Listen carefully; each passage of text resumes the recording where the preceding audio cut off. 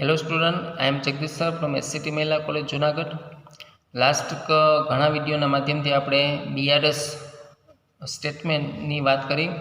ખાસ કરીને BBA semester 1 અકાઉન્ટ્સની અંદર BRS બેંક રિકન્સિલિએશન સ્ટેટમેન્ટ શું કહેવા માગે છે, બેંક રિકન્સિલિએશન સ્ટેટમેન્ટ કોણ બનાવે છે, શા માટે બનાવે છે, એની પણ વાત અગાઉના વિડીયોમાં વાત થઈ છે. લાસ્ટ વિડીયોની અંદર આપણે BRS સ્ટેટમેન્ટનો એક દાખલો જોયો, જે દાખલો પ્લસ માઇનસ મેથડથી આપણે જોયો. આજે આપણે સેકન્ડ મેથડ, આ જ દાખલાને ડેબિટ ક્રેડિટ મેથડથી પણ ગણી શકાય. તો સ્ટુડન્ટ, કોઈ પણ દાખલો છે એ પ્લસ માઇનસ મેથડથી ગણી શકો અથવા તો ડેબિટ ક્રેડિટ મેથડથી ગણી શકાય. બંનેમાં આન્સર સરખો જ આવશે, પરંતુ આ જે દાખલો ગણવાની સ્ટાઇલ જે છે એ તમને સમજમાં આવવી જોઈએ, તમને સરળતાથી ખ્યાલ આવવો જોઈએ, ભૂલ રહિત આ દાખલો થવો જોઈએ. એટલે અહીંયા આપણે સેકન્ડ મેથડથી આજે દાખલાની શરૂઆત કરવાના છીએ. આપ બંને વિડીયોમાં જોયું હશે. હવે બંને મેથડમાં જે તમને વધારે સુટેબલ પડે, વધારે સમજાય એ મેથડ કહેજો, તો આપણે એ મેથડ પ્રમાણે જ આપણે આગલા દાખલા ગણશું. ઓકે, તો સ્ટાર્ટ કરશું. BRS of Meera and Shyam limited, અહીંયા ડેટા આપેલો છે. હવે અહીંયા વર્કિંગ નોટમાં જે લાસ્ટ વિડીયોમાં વાત થઈ એ રીતે કેશ બુક અને બેંક બુક બનાવીને રાખવાની, જેનાથી ખ્યાલ આવશે કે કઈ મેટર. આ આપણો ચોપડો છે, આ બેંક પાસે રહેલો આપણો ચોપડો, ખ્યાલ આવી ગયો. આપણે મેન્ટેન કરીએ છીએ, પાસબુક છે એ બેંક મેન્ટેન કરે છે. આપણા ચોપડાની અંદર, આપણા બુક્સની અંદર ડેબિટ હશે, બેંક પાસબુકમાં ક્રેડિટ હશે. કેશ બુકમાં ક્રેડિટ હશે, બેંક પાસબુકમાં ડેબિટ હશે. તો ક્રોસ એન્ટ્રી ચેક કરતાં ખ્યાલ આવશે કે કઈ એન્ટ્રી બાકી છે, એના પ્રમાણે આપણે એની એન્ટ્રી કરશું. Okay, one by one start કરશું. ફર્સ્ટ આપેલું છે 29 February 16 bank has balance as per cash book of was 3000 which does not tally with the bank balance as per passbook. Prepare bank reconciliation statement from the following transaction. હવે જે balance આપેલું છે opening balance છે, તો opening balance પહેલાં લખશું શેના પ્રમાણે, એઝ પર કેશબુક. કેશબુક પ્રમાણે બેલેન્સ આપેલું છે એટલે મતલબ કે કેશબુક પ્રમાણે તમે ઓપનિંગ બેલેન્સથી શરૂઆત કરશો તો જે આન્સર આવશે એ પાસબુક પ્રમાણે આપણે બતાવશું. ઓકે, તો કેશબુક પ્રમાણે બેલેન્સ હોય તો શું કહી શકાય, હંમેશા ડેબિટ બેલેન્સ જ હોય. કેશબુકમાં હંમેશા ડેબિટ બેલેન્સ જ હોય, કેશબુકમાં ક્રેડિટ બેલેન્સ નહીં હોય. ઓકે, તો ડેબિટ બેલેન્સની વાત થઈ છે, કારણ કે બેલેન્સ છે. માનું કે એવું કહેવામાં આવે કે બેંક ઓડી એઝ પર કેશબુક, તો ક્રેડિટ હોઈ શકે. ઓકે, તો બેલેન્સ શબ્દ આવે છે એનો મતલબ એ છે હંમેશા આપણે બેંકમાં પૈસા મૂકેલા છે બેલેન્સ પ્લસમાં બોલે છે, ને જો માઇનસ હોય તો બેંક ઓડી હોય તો ક્રેડિટ બેલેન્સ હોઈ શકે. હવે આપણે વન બાય વન બધા ટ્રાન્ઝેક્શન લેશું અને જે વસ્તુ જ્યાં હશે એ કોલમમાં આપણે નોટ આઉટ કરતા જઈશું. ફર્સ્ટ છે check rupees 8000 were deposited in the bank, but out of this check 3000 are only realized. એટલે કે 8000ના ચેક તમે બેંકમાં ડિપોઝિટ કર્યા. બેંકમાં ડિપોઝિટ કરશો, આ આપણો ચોપડો છે, બેંકમાં ડિપોઝિટ કરશો એટલે બેંકમાં ડેબિટ કરશો. કેટલાના? 8000ના. તમે એવું માનશો કે બેંકમાં પૈસા આવી ગયા એટલે બેંકે 8000 અહીંયા જમા કરવા જોઈએ, પરંતુ 8000માંથી માત્ર 3000 રિલાયન્સ એટલે કે 3000 બતાવે છે. એનો મતલબ એ છે કે 8000 અહીંયા થવા જોઈએ, 8000 અહીંયા થવા જોઈએ તો બંને મેચ થાય, પણ અહીંયા કેટલા બતાવે છે? 3000. તો કેટલા બાકી રહે છે? 5000. શું નથી થયું? ક્રેડિટ નથી થયું. તો આપણે અહીંયા લખશું સેકન્ડ ટ્રાન્ઝેક્શનની અંદર cheque not present in bank. બેંકમાં પ્રેઝન્ટ નથી થયા, 5000 બેંકે ક્રેડિટ નથી કર્યા, તો આપણે ક્રેડિટ કરશું. ખ્યાલ આવી ગયો. અહીંયા 8000 આપણે નોટ આઉટ કરી, બેંકે 3000 રિલાઇઝ થાય છે, તો 5000 હજી બાકી છે. શું બાકી છે? ક્રેડિટ કરવાનું બાકી છે, તો આપણે અહીંયા ક્રેડિટ કર્યા. Clear? Second transaction draw check of ₹500 which were recorded in the cash book but same is not handed over to the creditor. હવે આપણે જે ચેક છે એ કેશ બુકમાં નોટ કરેલો છે, પરંતુ ક્રેડિટર્સ એટલે કોણ કે જે આપણી પાસે પૈસા માગે છે, તો આપણે એ ક્રેડિટર્સને પૈસા માટેનો ચેક જે લખ્યો છે હજી આપણે એને હેન્ડઓવર કરી નથી, એટલે કે હેન્ડઓવર એટલે કે આપેલો નથી. તો જ્યાં સુધી તમે એને ચેક આપશો નહીં ત્યાં સુધી બેંકને ખ્યાલ નહીં આવે, એટલે મતલબ કે બેંક એને ડેબિટ નહીં કરે. તમે ચેક આપો એટલે તમે ક્રેડિટ કરશો, તમે એવું માનશો કે તમારી પાસેથી એટલી બેંક જાય છે. ઓકે, તમે ક્રેડિટ કરી દીધા, બેંકે શું કરવું પડે? ડેબિટ કરવા પડે. પણ બેંક ક્યારે ડેબિટ કરશે કે એ ચેક આપણો ક્રેડિટર બેંકમાં નાખશે તો બેંક એના ખાતામાં પૈસા ટ્રાન્સફર કરશે. ઓકે, તો હજી સુધી બેંકમાં એ ચેક ગયેલો નથી, એટલે મતલબ કે બેંકે ડેબિટ કરેલા નથી. તો આપણે એ લખશું cheque of creditors not hand over, હજી આપેલો નથી. તો શું કરશું? ડેબિટ સાઇડ બતાવશું ₹500.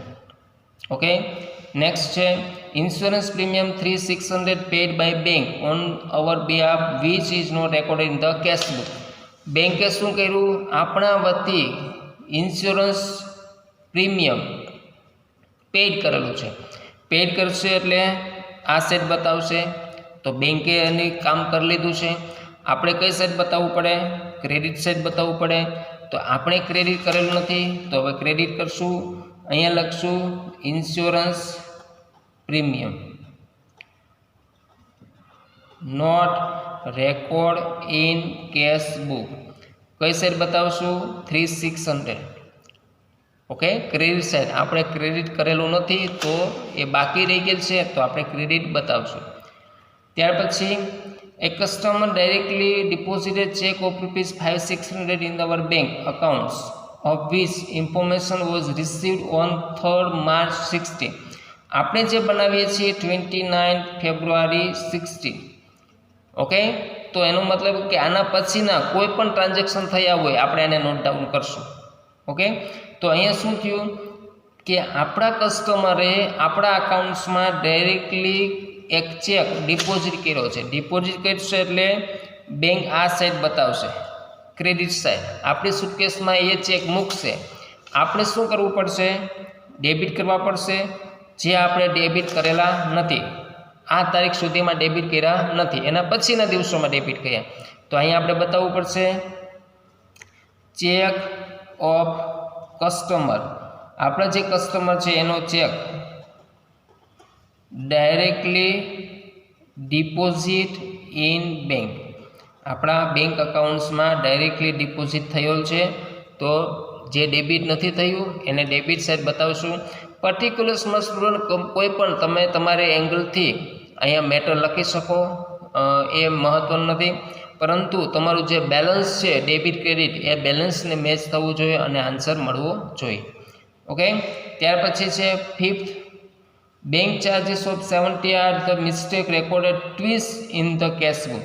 તો બેંક ચાર્જ વસૂલ કરે તો આપણે ક્રેડિટ સાઇડ બતાવીએ.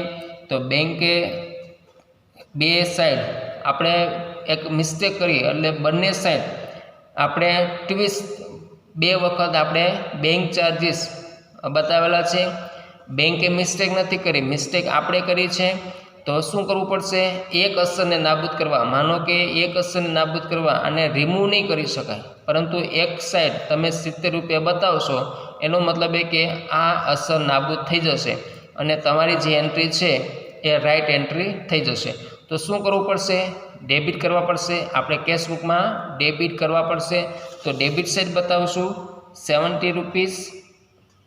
અહીં લખશું bank charges not in twice time. Okay, તો આ રીતે જે બે વખત નોટ કરેલું છે તો એ રીતે આપણે એને બેંક ચાર્જીસને બતાવશું. ઓકે, એટલે જેનાથી મિસ્ટેક દૂર થશે. ત્યાર પછી છે એ check 2650 was deposited in bank was dishonor of which information was received on 4th March 16. હવે આપણે જે ચેક છે બેંકમાં ડિપોઝિટ કરીએ તો એનો મતલબ એ છે કે આપણે બેંકમાં કેશબુકમાં બેંક સાઇડ ડેબિટ કરેલો હોય. ઓકે, બેંક સાઇડ ડેબિટ કરશું. હવે શું થયું, બેંકમાં ક્રેડિટ નથી થયો. શા માટે નથી થયો કે એ જે ચેક છે એ ડિસઓનર થયો, એને કે રિજેક્ટ થયો. અને રિજેક્ટ આપણને 29 ફેબ્રુઆરી પછી ખબર પડી. તેનો મતલબ એ છે કે આ જે ચેક છે 2650 જે ડેબિટ કરેલ હતો એ આપણે મિસ્ટેક થઈ, એટલા માટે હવે ફરી વખત એને ક્રેડિટ કરશું આપણા જ અકાઉન્ટ્સમાં. બેંક કોઈ નોટ નહીં કરે. આપણે જેને આ અસરને નાબૂદ કરવી હોય તો શું કરવું પડે, 2650 ને સામેની સાઈડ ક્રેડિટ કરશું એટલે આ અસર જે છે એ નાબૂદ થશે. ઓકે, તો આ અસર નાબૂદ કરવા માટે આપણે ફરી વખત એને ક્રેડિટ કરશું. ક્રેડિટ સાઈડ લખશું 2650, અહીંયા લખશું ચેક ડિસઓનર્ડ બાય બેંક. ઓકે, બેંકે જે ચેક છે રિજેક્ટ કર્યો છે તો આપણે એને ક્રેડિટ સાઇડ બતાવીશું. ક્લિયર. ત્યાર પછી જે cheque of ₹7,000 were issued but cheque of ₹4,500 are only present for payment. Issue કરો, તમે કોઈ પણ ચેક ઇસ્યુ કરો એટલે આ સાઇડ બતાવશો. તમારી પાસેથી એટલી બેંક જાય છે તો બેંકે શું કરવું પડે, આ સાઇડ બતાવવા પડે 7,000. પણ બેંક ક્યારે એ 7,000 બતાવશે કે એ ચેક જ્યારે બેંકમાં પ્રેઝન્ટ થશે તો ખરેખર પ્રેઝન્ટ કેટલા થયા છે 4,500. તો એનો મતલબ એ છે કે બાકીના ચેક હજી પ્રેઝન્ટ નથી થયા. બાકીના ચેક કેટલા હોય 2,500ના. તો બેંકે શું નથી કર્યું, ડેબિટ નથી કર્યું. તો આપણે 2,500 ડેબિટ કરશું. અહીંયા લખશું cheque not present in bank. જે બેંકમાં ચેક હજી પ્રેઝન્ટ નથી થયા તો બેંકે ડેબિટ નહીં કર્યા હોય તો આપણે ડેબિટ સાઇડ બતાવશું 2,500. ઓકે, ત્યાર પછી જ વાત થઈ છે એ check ₹3,000 were deposited in the bank but was left to be recorded in the cash book and the same is not credited by the passbook. હવે જે 8મો ટ્રાન્ઝેક્શન છે એમાં વાત થઈ છે કે ચેક આપણે બેંકમાં ડિપોઝિટ કર્યો તો ડિપોઝિટ કરો તો તમારે કેશબુકમાં ડેબિટ કરવું પડે. પણ અહીં મિસ્ટેક શું થઈ કે કેશબુકમાં એન્ટ્રી નથી, પાસબુકમાં પણ એન્ટ્રી નથી. તેનો મતલબ એ છે કે જો બંનેમાંથી કોઈ પણ એકમાં એન્ટ્રી હોય તો આપણે BRSમાં એનો સમાવેશ કરશું. જો બંને અકાઉન્ટ્સમાં એન્ટ્રી નહીં હોય તો આપણે એનો BRSમાં સમાવેશ કરશું નહીં. એનો મતલબ એ કે નહીં કોઈ બેલેન્સ ઉપર કોઈ ઇફેક્ટ થઈ ન હોય. ઓકે, તો 8મો ટ્રાન્ઝેક્શન છે એનો આપણે નોટ ડાઉન કરશું નહીં. ત્યાર પછી છે interest of ₹80 is credited by bank and bank charges 50 is debited by bank. તો બેંકે શું કર્યું છે ₹80, 80 બેંક ઇન્ટરેસ્ટ અને 50 બેંક ચાર્જીસ આપણી પાસેથી વસૂલ કરેલા છે. તો આની ઓપોઝિટ એન્ટ્રી કરશું. બેંકે ક્રેડિટ કરેલા હશે, આપણે શું કરશું ડેબિટ કરશું. બેંક ઇન્ટરેસ્ટ ડેબિટ કરશું 80 અને બેંક ચાર્જીસ જે બેંકે વસૂલ કરેલા છે ₹50 આપણે શું કરશું ક્રેડિટ સાઇડ બતાવશું. અહીં લખશું બેંક ચાર્જીસ જેને આપણે ક્રેડિટ સાઇડ બતાવશું. ઓકે, ત્યાર પછી લાસ્ટ ટ્રાન્ઝેક્શન છે total of payment side of cash book is undercasted by the 3,350. હવે total payment side of cash book. હવે પેમેન્ટ સાઇડ કેશ બુક એટલે કે ક્રેડિટ સાઇડ. ક્રેડિટ સાઇડ જે કેશ બુક છે ક્યાં યાદ રાખજો, આપણું કેશ બુક છે એમાં ક્રેડિટ સાઇડનું જે બેલેન્સ છે અંડરકાસ્ટેડ બાય ધી 3,350 यानी कि 3,350 અંડરકાસ્ટ બતાવે છે. અંડરકાસ્ટ એટલે કે ઓછી બતાવે છે. ઓવરકાસ્ટ કહેવામાં આવે તો વધુ બતાવે છે, અંડરકાસ્ટ કહેવામાં આવે તો ઓછી બતાવે છે. તો કેટલું ઓછું બતાવે છે 3,350. તો આપણે શું કરશું એમાં બતાવશું એટલે બેલેન્સ જે છે એ ઓફ જશે. ઓકે, આ બેલેન્સ જે ઘટ બતાવે છે એ બેલેન્સને ફરી વખત ક્રેડિટ કરશું, જેનાથી એ બેલેન્સ અપ જશે. તો આપણે ક્રેડિટ સાઇડ બતાવશું 3350. અહીં લખશું total payment under cast of cashbook. Okay, કેશબુકનું જે પેમેન્ટ અંડર કાસ્ટ બતાવે છે એને આપણે આ રીતે ફરી વખત ક્રેડિટ કરશું, જેનાથી એની અસર છે એ નાબૂદ થશે. ઓકે, ટોટલ ટ્રાન્ઝેક્શન પૂરા થયા. હવે શું કરવાનું? ટોટલ કરશું. ઓકે, ટોટલ કરશો એટલે જોવાનું કે કઈ સાઈડ તમારું ટોટલ વધારે આવે છે, તો એ સાઈડનું પહેલાં ટોટલ કરશું. તો મેજોરિટી જે તમારી પાસે જે બેલેન્સ છે એમાં આ સાઈડ વધારે હોય એવું બતાવે છે, એટલે પહેલાં એનું ટોટલ કરશું. અહીંયા આપણે મૂકશું 14650. ઘટશે, કેટલા ઘટે છે એમાંથી બાદ કરશું. જે ઘટશે એને આપણે આપણું આન્સર કહીશું. કેટલા ઘટે છે? 900. કઈ સાઈડ ઘટ્યા છે? Debit side. ડેબિટ સાઈડ 900 ઘટે છે. આપણે દાખલાની શરૂઆત કેશબુકથી કરી છે, તો અહીંયા જે આન્સર આવશે એ શું આવે? પાસબુક પ્રમાણે. ઓકે, આ જે આન્સર છે એ પાસબુક પ્રમાણે હશે. તો પાસબુકમાં ડેબિટ સાઇડ બેલેન્સ ઘટે તો એને શું કહી શકાય? બેલેન્સ કહી શકાય કે ઓડી કહી શકાય? તો પાસબુક એટલે આ પાસબુકમાં શું છે? ડેબિટ સાઇડ આપણે 900 ઘટે છે. એનો મતલબ એ છે કે 900 આપણે પાસબુકમાં બતાવવામાં આવે તો એનો મતલબ શું થાય કે જો તમે પૈસા નાખશો તો બેંક ક્રેડિટ કરશે, જો તમે પૈસા ઉપાડશો તો બેંક શું કરશે? ડેબિટ કરશે. એનો મતલબ એ છે કે તમે 900 વધારે ઉપાડેલા છે. ઓકે, અહીંયા ઘટે છે એનો મતલબ એ છે કે તમે 900 વધારે ઉપાડેલા છે તમારા બેલેન્સ કરતાં. તો 900 ને આપણે શું કહેશું? Bank Audi.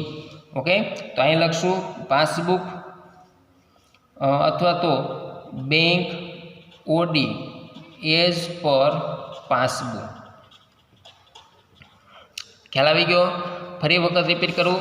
તમે જો કેશબુકથી શરૂઆત કરો તો એનો આન્સર આવે પાસબુક પ્રમાણેનું જ હોય. પાસબુકમાં ડેબિટ બી હોઈ શકે, ક્રેડિટ બી હોઈ શકે. તો ડેબિટ હોય તો એને શું કહી શકાય? Bank Audi. ક્રેડિટ હોય તેનો મતલબ શું છે? આપણું બેલેન્સ પડેલું છે. અથવા તો ડાયરેક્ટલી તમે લઈ શકો બેલેન્સ એઝ પર પાસબુક 900, એવું પણ લખી શકાય. ઓકે, પણ મેઇન વસ્તુ છે કે તમારું જે પણ 2 કોલમનું સ્ટેટમેન્ટ બનાવો તો બંને સાઈડ પહેલાં ટોટલ કરવાનો. જે સાઈડ ઘટે છે એને અહીંયા કેશબુક હોય તો અહીંયા પાસબુક, અહીંયા પાસબુક હોય તો અહીંયા કેશબુક. એ રીતે તમારે ખાલી આન્સર આપવાનો થશે. તો આ રીતે સ્ટુડન્ટ આપણું BRS સ્ટેટમેન્ટ બનશે.